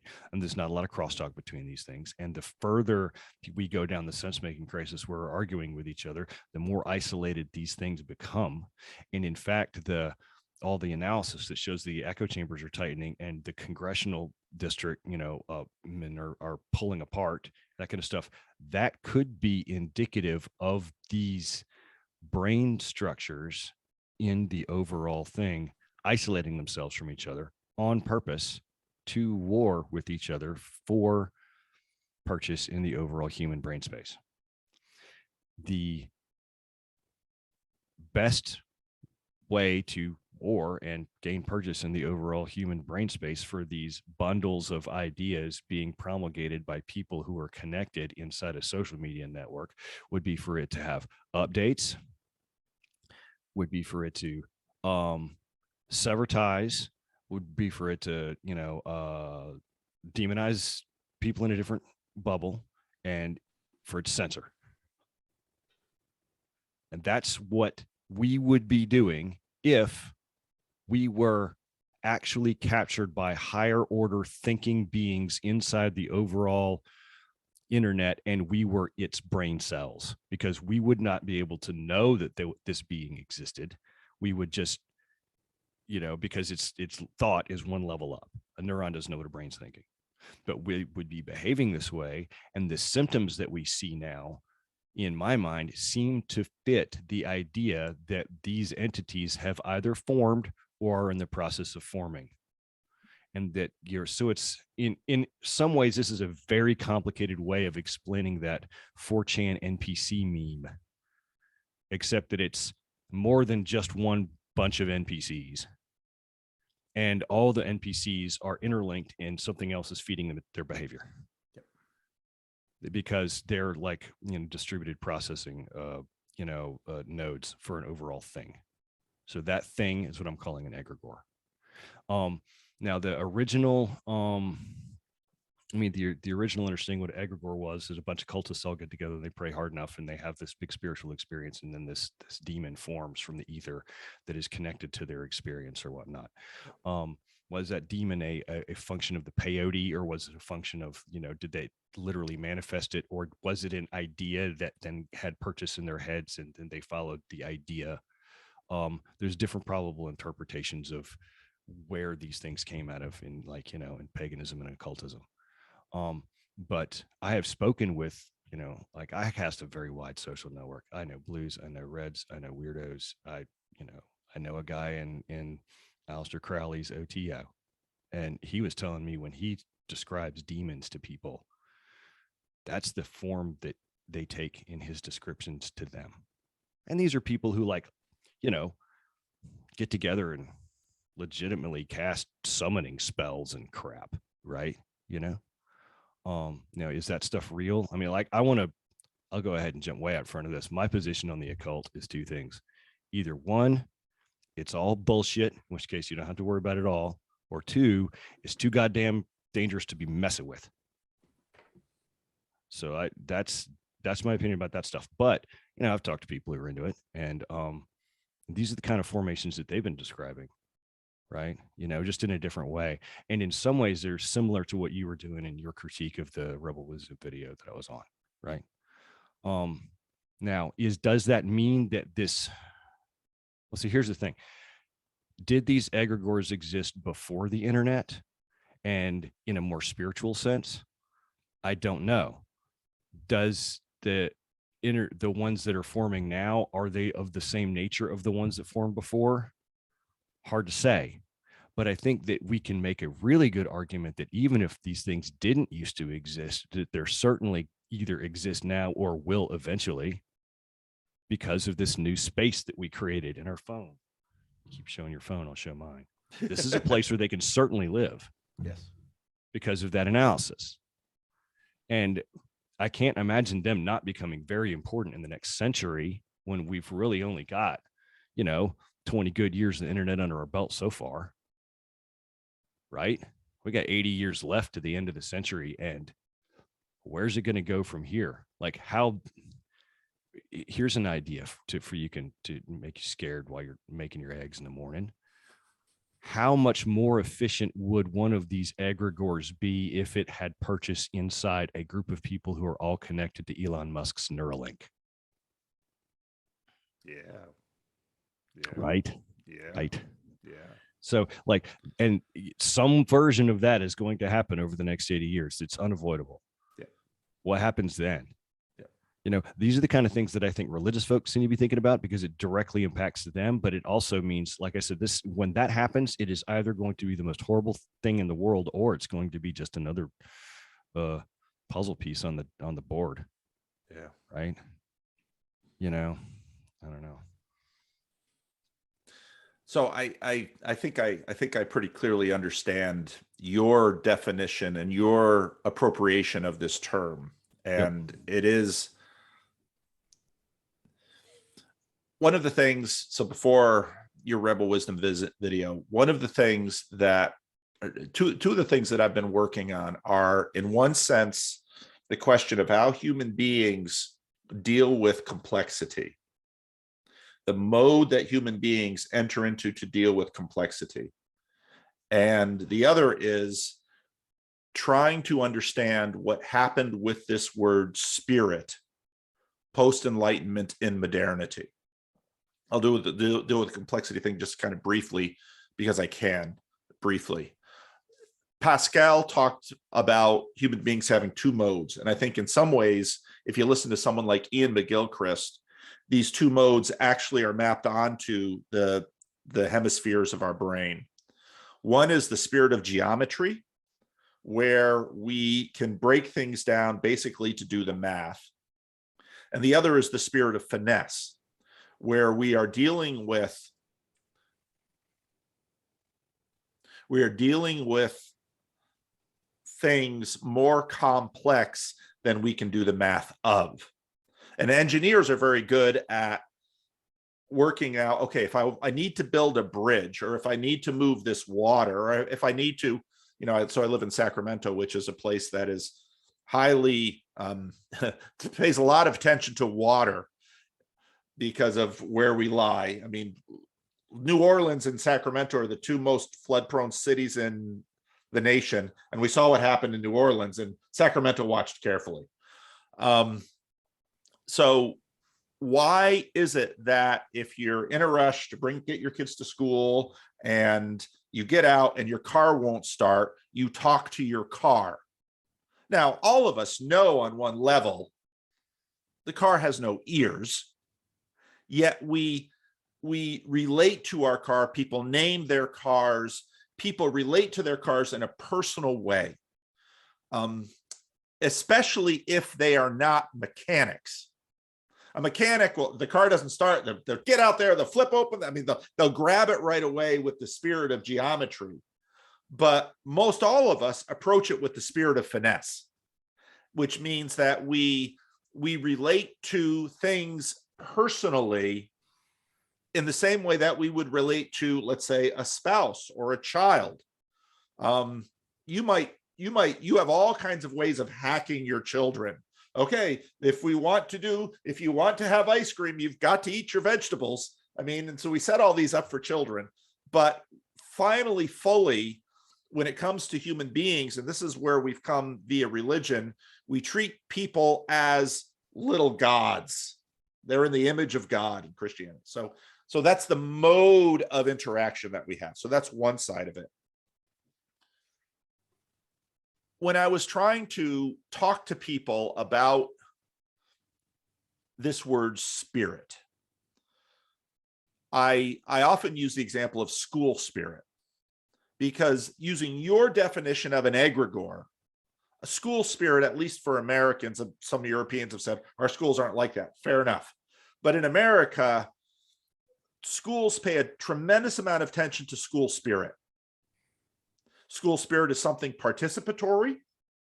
School spirit is something that the school administration doesn't have full control over, certainly has some influence, but together with the students, and they use pep rallies, and they use cheerleaders, and they use football teams, and they use all these kind of things to try to develop a spirit in the school. Because the administrators and the teachers and the students and the parents all know that if the school has a healthy school spirit, lots of things will happen in that school that everyone wants. They want children to learn. They want them to be happy. They want school to be a pleasant place. They want the relationships between teachers and students to be exactly right. All you need is one sexual scandal, let's say, to completely destroy school spirit. And now everything's bad. And it might take 20, 30 years to get that school spirit right again and have it happen. We have the same thing for cities. And Chicago is the city of broad shoulders. New York is the Big Apple. And we use symbolism and all these kind of things to sort of get into what is the spirit of a city. This conversation has a spirit. And you and I have been making this spirit as we've spoken. And you and I have brought to the creation of this spirit everything that we've been writing and doing and thinking, our parents, our grandparents, the incidences of our lives, parenting, all of these things have come in. And so spirit is something that, and so when we say we are spiritual creatures, well, at least within a modernist frame, I've sort of made an articulation that even people who are skeptical about, and it's not really, people aren't really clear about what they're skeptical about. The idea is that after the Enlightenment, the only spiritual agents that are publicly acceptable in public discourse have ones wrapped in skin right now. Yet, when we talk about America, we talk about Uncle Sam. And I ask people, is Uncle Sam real? And then suddenly, well, there isn't someone living in a house in Washington, D.C. that is Uncle Sam. But so in that sense, Uncle Sam isn't encased in skin, but Uncle Sam is real enough to have us send him money and send him sons into the army, and and to participate in the spirit of Uncle Sam. Now, so from a fairly modernist way, you can sort of get an appropriation of, okay, what is a spirit and how does that work? Once you get can there, can I pause you for a second? Yeah, go right ahead.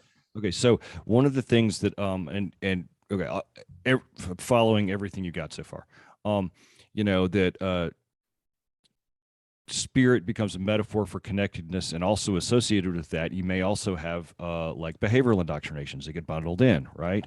Things like like holding your hand here when you're saying a pledge. You know what I mean? That kind of stuff. That's right. I think that one of the things that is potentially different between something and I'm not belittling Uncle Sam here because it's a very strong meme, but the Uncle Sam meme does not seem to me to be acting on its own, nor does it seem to be self-updating to better compete with other memes, right? Now, I think that there are other potential, like when you're going to go down the spirit rabbit hole, I think there are probably better examples of things that seem to be acting on their own and seem to be intentionally updating themselves to compete better with other memes than Uncle Sam, as an example. You might be able to cook up a really good one, but I think that that's an important distinction when I think about the idea of differentiating between this. I got into this argument with Jim Rutt on Twitter after the Rebel Wisdom podcast about whether or not these things have agency, right? And to me, if we're going to cross the boundary in talking about these egregorical concepts, it's like not just whether or not it is competing for overall brain space in the human mind as a meme space entity, like Jim Rutt likes to call it, but whether or not they have legitimate agency. And that's the question to me. And that's what you would think an angel or a really true kind of religious level egregore would have. Right. Because I didn't mean to interrupt, but I wanted to jump in because that's the differentiation for me. And maybe you can bang on it more as you could move forward. Right. That's like, I think I kind of got an idea where you're going. Well, we're going to have to ask ourselves, what do we mean by agency? Because what we tend to think about, you talked a little bit earlier about consciousness. One of the debates so there's a fair number of people in this little corner of the internet with Vervicky and stuff that are tech people that are working on artificial intelligence. Because when we think about something, when we say artificial intelligence, we tend to think consciousness. And with consciousness, we tend to think about goal-directed rationality and intentionality as agency. And whereas that is certainly a part of that's very much agency for us, but there's a lot going on here that might not have the whole stack of what we have that are in fact, here's the question. Let's imagine, so now remember I talked about how the mode that we relate to different things in the world. Sometimes it's a spirit of geometry, with personal computers, because I've been building them for years. My wife is like, my computer isn't working, and I'll pull it apart and I'll get it to work. That's a spirit of geometry thing for me to a certain level. Mm-hmm. But when it comes to a bunch of these other things, it's all the spirit of finesse. So here's a question. And we get into then language modes. Does wokeism patrol its boundaries? Yep, obviously. Yeah. Well, Now when we think about that as a picture, we have, we have all kinds of images that come up full of people, but yet there's boundary policing that's going on, right? And there's code updating. Right. Yeah, that's the word. The word problematic is an establishment of a boundary dispute, right? Right. Yeah, right. That's what they use, right? Now, to what degree is that agency? Ask the question, what is involved in agency. And we've long dealt, I mean, we've had, let's say, markets. You know, what are markets? We are long comfortable with the idea that we're not really in control of markets. We keep trying to control them, but most people would say, well, markets certainly have a degree of agency. But then we talk in other ways, like, what does the market care about? And we use care, again, analogous to our experience of consciousness, our experience of emotions. Now wokeism might not care for the suffering of individuals, just like markets don't care about the suffering of individuals, but we certainly talk as if markets have agency, and it's an agency above which, you know, we have the Federal Reserve and we have monetary policy and we have all of these things to try to control markets. But everyone will say markets are things that we certainly participate in. We might even have a deep hand in creating them, but we didn't create ourselves. And I mean, this, in other words, when we begin to talk about agency, we're going to have to talk about things a level up. That was really nice about what you talked about, that the neurons don't know a level up. For as many economists as we have in the United States or in the American government or at the Federal Reserve, none of them will say they control the market. And even the market means there's all these subsidiary markets. And so then we have to ask ourselves, okay, with all of this complexity, what is the proper mode of language and imagination with respect to engaging them? And that's where this all gets very, very religious very, very quickly, because when you read religious texts, that's what they're full of.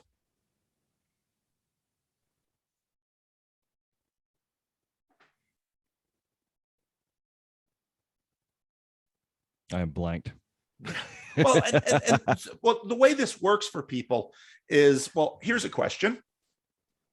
Should I pray to the American Stock Exchange? Well, what does that mean? Well, what is prayer? What is worship? I mean, worship is fundamentally an attempt to give attention and to direct one's being towards that which is greater than can be conceived. I mean, I can throw in all kinds of religious definitions. What is this little machine? This is an attention machine. And when you talk about cell phone addiction, it's functionally worship when it comes to human beings. The false idol parallels are obvious, and I think Yes. they've already been, run a lot. The idea of markets having agency, I think that's something that's said a lot, and you're right, it has to do with how we define agency. I feel as if markets, I feel as if the question is, what are they? The question you asked, what do they want, is a good way to try and work out whether something has agency or doesn't have agency. Like, markets want to be free. I think is largely what a market wants. We see this a lot in the gun space. One of the things that I write for is it's a project called Open Source Defense, and which is kind of like the technology bloggers culture war free look at what's happening in gun policy and gun culture and gun technology, right? So it's popular among hacker circles. And something that Kareem, our lead writer who puts together our weekly newsletter, talks about is it's a lot of technology wants to be free, and you can't stop it. You can't stop the signal thing, right? These things are inevitable. We're eventually all going to have 3D printed guns or whatever, that kind of thing. And so I think but I don't know that a market wants to be free necessarily means that the market has agency, but it could be that my thinking on that is just not broad enough, because it could be that everything else that we might ascribe agency to at a group level, at a one level up level, is all just a different version of a market. Well, we could ask, does Apple Corporation have agency? And very quickly that's find, clear. That's not an egregore, though. Apple Corporation is just it's a combination of stockholders and employees getting together and making decisions, right? And that's more like the agency of a bunch of people that are, hashed out in a boardroom or anything else. Well, except that's not one level up. So I have a council, a church council. My denomination has a synod where 200 some people will gather together and make decisions. None of us know what's going to happen after this coming synod because of some disputes over same-sex marriage, et cetera, et cetera. Yet something is going to happen. None of us are in control of it. All of us participate in it. And this is going to change the lives of 200,000 to 300,000 people in North America. And so the question really is, what on earth do we mean by agency, and how do we conceptualize this? Because we readily ask right now on TV all the time, and people think nothing of it. Well, what does the virus want? Well, we talk about that in evolutionary terms. The virus wants to replicate itself. Okay, that's the spirit of finesse. We're using that language. Now we're saying we're personalizing the virus because we tend to have this projection metaphor that we use. But does the virus have agency? Now, again, when we say that, then we tend to bring in the full stack. You mean it has intentionality, it has needs, it has desires, it has agendas. Well, we readily say that virus has the agenda of multiplying itself. Now, there are other aspects of agency that I think we can fairly safely say it doesn't seem to have. Right. So that's the difficulty with this word. I think that was where Rutt and I ended up, just kind of agreeing to disagree in the Twitter threads that followed that Rebel Wisdom episode, was that Rutt contended this is a meme space entity that wants to self-replicate, but that does not mean that it has agency. Right. And my response was, well, how do you know? Right. How do you know? And further, if we go into the AI discussion from the position that a complex enough artificial neural network with enough weird quantum garbage happening in each of its nodes could become self-aware, then these social networks becoming self-aware is not an if, but it's a when. Right. And it's a how would you know when it happened? This is the thing that always drove me nuts about Kurzweil and the singularity thing, is that what happens if the singularity already happened? We just didn't know. Well, and again, when we say self-aware, we're basically taking our experience of consciousness and projecting it onto that, as if that is somehow a frontier space. And now it's reasonable for us to think that in those terms, because that's how we deal with each other. Right. Because you and this again is built into us from Christianity. You believe your children should be given the full status of human being and therefore afforded rights because they are people. And we have this big fight about abortion. Where is that line? And then we have the fight on the other end of the, euthanasia. Where is that line? And so built into our society is this preferential regard for human beings because they are image bearers of God. That's all stacked into us from religion. But now we have, and this is the Enlightenment basically said, we're going to wring out of the public world all sorts of things that seem to be bullshit. Does the church in Wittenberg, because it has an impressive series of icons and relics, does that have more spiritual power than this church over here that has only the pure preaching of historical grammatical interpretation of the Bible. I mean, all of this stuff we've been dealing with for a very long time. But now we've got, in some ways, creations that are, this is, I mean, everything about this is built by us, tailored to us. And we used to have them flip, but now, you know, the candy bar, and this is going to continue to evolve too. And it's evolving with us. But then we get, like in my illustration, corn, let's say, has agency, because corn wants, similar to, let's say, what a virus wants. Corn wants to multiply and grow. And now we've hijacked corn and tinkered with it. And that hijacking happened long before Columbus got here.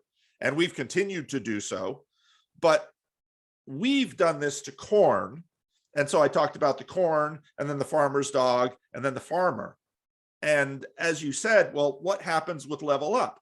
Now, the corn and the dog are at different levels, but the corn is very unaware of the dog. To a degree, the corn might be, but you also have to ask the question, and this is very true of human beings. When we think of the corn, we think of a stalk. Well, maybe that's our individualistic projection on corn, because what someone might say, corn is actually, the field is corn. Right. And human beings, we think of the individual. Well, that's part of our coding in the West. Chinese much more think of the community rather than the individual. I mean, this stuff just keeps going. And I want to unpack your corn thing for a moment, because I saw, I remember seeing that piece of your video. It strikes me that corn doesn't have eyes, so corn can't know about people, but people influence corn by forcing corn to evolve into a certain way that is beneficial for people. But you think eyes are critical to knowing, because you're a Maybe. human being. Okay, now that's true. But it stands to reason that if we presume that humans are one level up from corn, the omnivore's dilemma guy might disagree with that, but if we presume that human beings are one level up from corn, that the thing one level up from us, we would not be able to see it. It would be affecting changes to us over the long term to propagate itself. Right? Yep. And that would be true from the kind of spiritual religious angle that was pre-internet, or from the, we just created this thing that's going to create these semi, quasi spiritual entities argument. Either of those things. Yeah. Right. Now, I've got a question for you. As we're kind of running up on time, but this is kind of an important question. So, on the presumption that these kind of egregorical concepts have manifested from human interaction and our social interactions over the course of human history, and that the internet is just a different way they can happen. All right. We'll call those the classic egregores. I think we've demonstrated that it's at least plausible that the social media itself creates a fertile ground for these kind of things to pop up, and that in so popping up, they will either be entirely divorced from the classic egregores, or they might be some kind of, hijacked mode. Depends, right? Yeah. But here's my question to you. In a fight, which one do you think wins?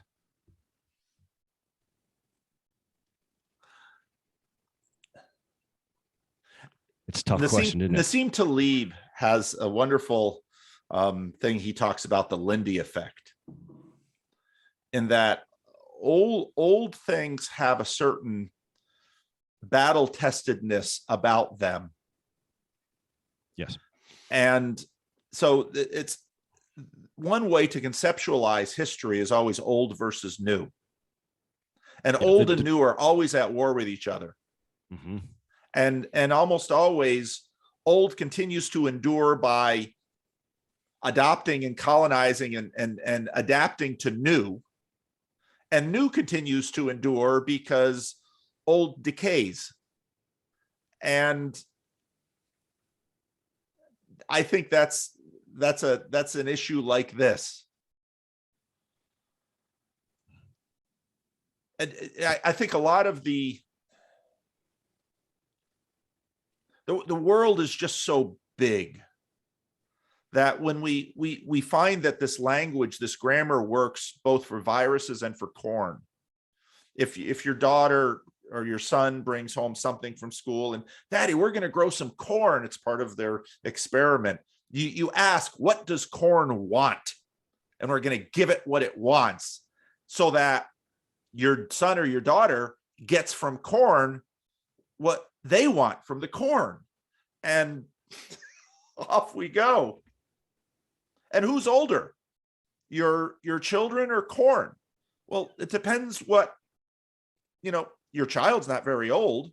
The corn stalk seems even newer, yet corn is very old, but your child is old too, because your child is in this network.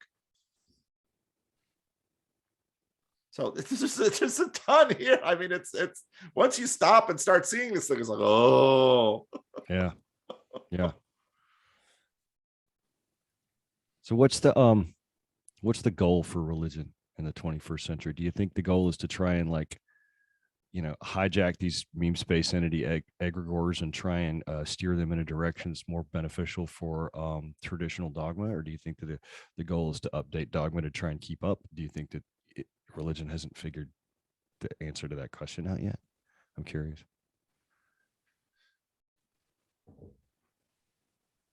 A lot depends on whether we imagine religion is for us or religion is for God, and what on earth we mean by God. Because God, how do we stand with respect to God? For example, Paul on Mars Hill says, in him we live and move and have our being.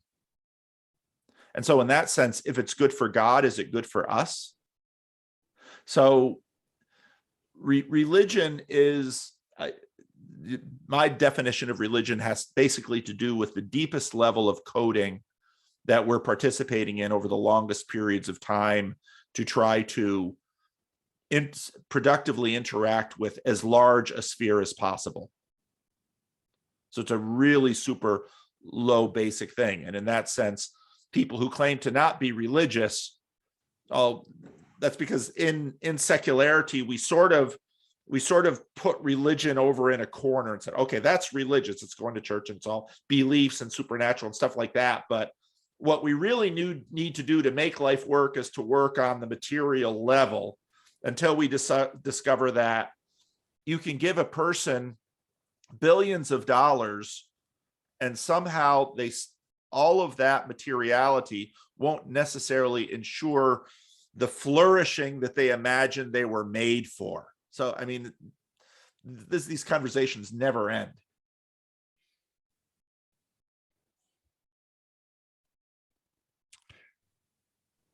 Ooh, a lot to think about. Sorry. Yeah, we're out of time. Yeah, we can talk again sometime. This is a good one. I really enjoyed this podcast. This was I think one of the most fun to participate in that I've had, because I didn't have to rein in my language as much, talking about concepts that are difficult for some folks, particularly secular folks, to talk about, right? Yeah. I don't claim to be particularly religious. Like I don't go to church regularly, but it has always driven me nuts that particularly folks in the sort of modern atheist or post-rationalist spheres don't understand the value of the program. And they're all screaming about coordination problems when we've had the solution for coordination problems for tens of thousands of years, if not longer. Yeah. And you want everybody to act the same. Hey, I got an idea. Right. And then so it's like the one strongest tool they have to solve the problem that they've been thinking about this entire time is they're just scared to use it. And then on the flip side, there's some legitimacy to being scared to use it, because if you make a new one, that's dangerous territory, right? Anybody who, I would say the ratio of brand new religions that turn into awful and unproductive sex cults is noticeably high, right? So so this tool is not a tool you want to remake from scratch necessarily either, right? So I don't know. It's a difficult space, but it's a space that I've had a lot of fun thinking about, and I still don't know that I've got any of my major questions answered from this, but it's definitely given me more to think about it. Like, where does religion go in the next century really has to do a lot with what the intellectual landscape looks like and how it changes. Well, if you think a lot about where does religion grow, think about me. I Yeah, mean, that's that's all I think and talk about. That's why I wanted to show up and Yep, you know, yep. plumb your mind for it. And you know what you laid out is exactly right, because what happens is that people say, gosh, wouldn't it, what we need is sort of a community of people who meet together regularly and talk about the biggest issues. And it's my great sorrow that churches have structured themselves in such a way that people who have that longing look at churches and say, that's not what they're doing. And because it isn't what they're doing, because Right. they've kind of siloed themselves in their own things. But then how do we do it? And then how do we, so that is my job. Yeah. I mean, this is a fundamentally an organizational question, a structural question. How can you reinvent church in such a way that it provides the things that people are listening to Joe Rogan for? Yeah, right. That's right. You know, that's can right. you, if you can do that, and can it? Because again, you're exactly right about wokeism, because church should be participatory, because right. people don't just want to watch Joe Rogan. They do. You know what they really want to do? They want to be on Joe Rogan. Yeah, right. They walk around. Their internal monologue is them answering questions from Joe Rogan. Right. That's right. You know? And that's, I think, one of the biggest lessons that the church can learn from the wokes is that participatory nature, and what they do in their sort of wholly concocted sessions looks a little bit like church, and for good reason. Yes. Right? So the church got to wake up and they got to figure it out. They got to bring people back in and get them talking. I think that's the most important thing that needs to happen. And you need to have two versions. You need to have like an internet version, and you need to have a face-to-face version, and one translates to the next. The goal is to get people involved in one, move them to the other. There's going to be through dialogue, right? Yep. And dialogue and support. And if you can do that and you can make that a backbone, then once you have that backbone laid down, then you can scratch your head and figure out what you want to do about your dogma updates, because that's the stickiest thing in the world to even think about when it comes to religion, right? Yeah. You know. Yeah. And this is one thing that the celebrity atheists have almost always get wrong. Dogma is updated all the time in religion. Yeah. It's just that there are all these, it's sort of like the law, in that it's all stacked. Right. And because all those stackings are connected to other communities and through history. And so it's actually a very live thing, but it's, in order for the thing to be cohesive, I mean, it's like cancer. I have to pull in this clip that one of my friends who on her channel posted, that basically this cancer doctor said, here's the thing about cancer. Cancer starts when certain cells stop talking to the rest of the cells. It's like, well, that's interesting. That's cancer. Mm-hmm. And you can take a cancer cell and you can put it in a body where all the cells are really talking well. That cancer cell does nothing. Mm-hmm. The cancer cell dies. Mm-hmm. In other words, we tend to focus on killing the cancer when we should probably be focusing on the health of the organism, because there are many, many different ways to have cancer, but the one way of having health, that's the hardest thing. Right. So anyway, this was a delight. Ruminate on this, and we'll check out the comments. And, if you're interested, I'd love to talk again.